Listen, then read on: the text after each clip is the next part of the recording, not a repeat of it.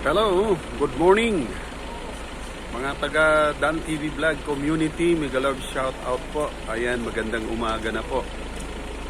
Ito po ang aking third vlog sa aking pong adventure, Holy Week adventure ni Kuya Dan TV po. Kumusta po kayo dyan mga loads? Ito, ihahatid ko naman sa inyo ang pangalawang stopover po namin. At ngayon po, medyo katatapos lang namin kumain. Medyo heavy meals ang aming kinain because paakyat na po kami sa zigzag road ng Atimunan.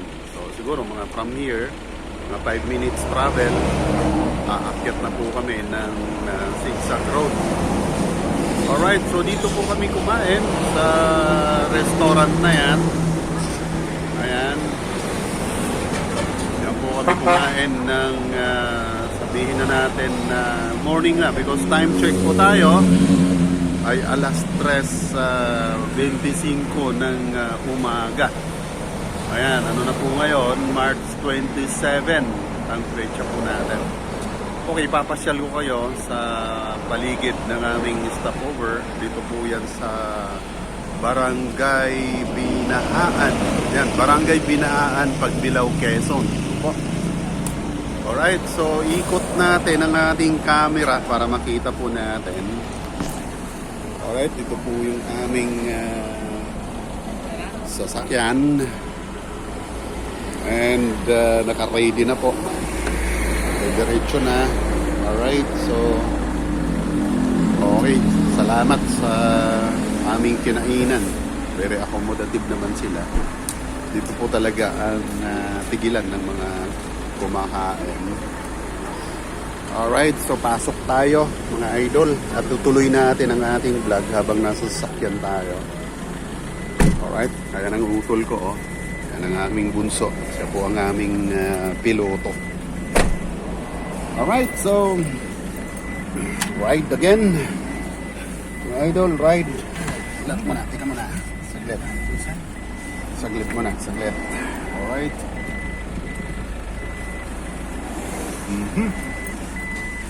Set up.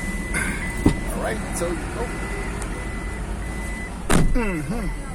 Ikot camera. Manood sa meron po kami. Paano yung gagawin natin?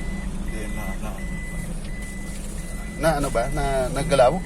Hindi yung cellphone mo na. Oh, sige. Okay, so set up. At titingnan natin ang road natin.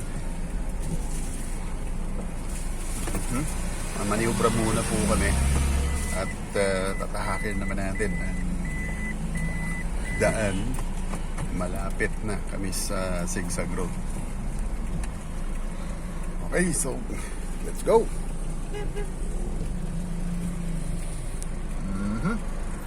Medyo kakaipitan kasi maniobra. Ayun, nauna na ang convoy namin at sumusunod po tayo. Medyo nasingitan ng mga ilang sasakyan doon po sa sasakyan and pamangkin ko.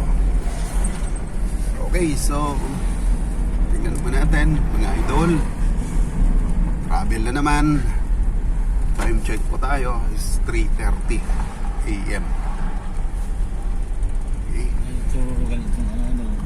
So from here, titingnan natin kung ilang minuto bago po kami liliko paakyat ng Atimunan zigzag road o Pagbilao, part of Pagbilao, bayan ng Pagbilao. This is a province of Quezon. Okay, samahan niyo po si Kuya Dan. Balik po tayo. Nice.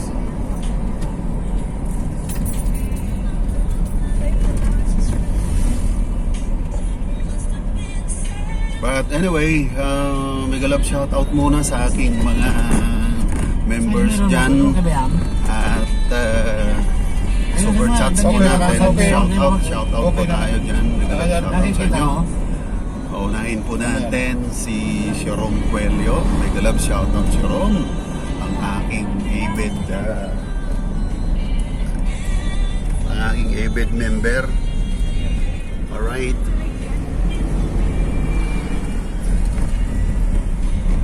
Kaya tingnan natin ang ating dinadaanan.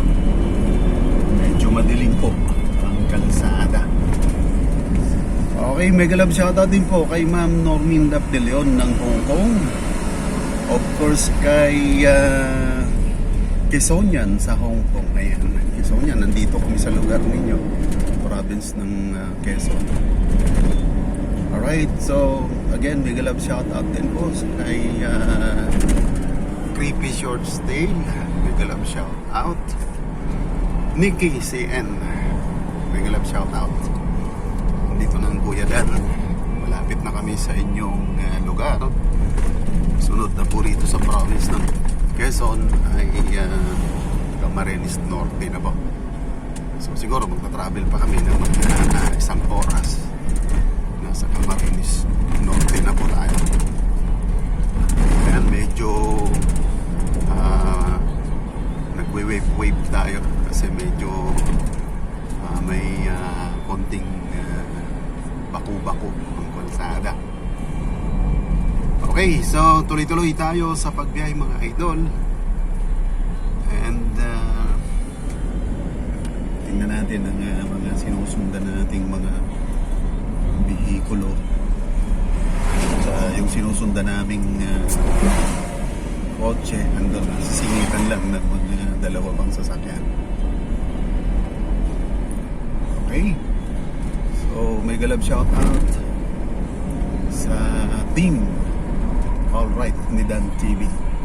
Magandang hapon po. Magandang umaga, magandang hapon, magandang gabi. O anong oras man po kayo sa inyong mga kinaroroonan. Samahan nyo po ang aking Holy Week adventure. Okay, so inabot na namin, nakabuntot na kami dito sa kotse ng aking pamangkin kung saan ang direksyon namin ay zigzag road. Okay, so may galab shout out kay Mami Annex ng Hong Kong pa rin. Alright. Kay Baby Girl ng Hong Kong, shout out. Alright, so again, ulitin ko pag shoutout ko sa aking classmate ng si CNS PH Vlog and kay Wandering Bicol naman. Babakasyon ako sa ating probinsya. Okay, so ito po ang aking third vlog mula nung kami umalis ng Paranaque. Alright, so tuloy-tuloy kami dito. Paminsan-minsan ang sitwasyon ng trapiko ay sumisikip. Kuminsan maluwag. Yan po ang sitwasyon po talaga ng trapiko tuwing ganitong holidays. So, sitwasyon sa mga may balak lakbay ngayong Holy Week, ganito po talaga ang ating normal na trapiko kasi marami po talagang umuwi ng probinsya. Okay, so ito, ang dami, puno ang kalsada.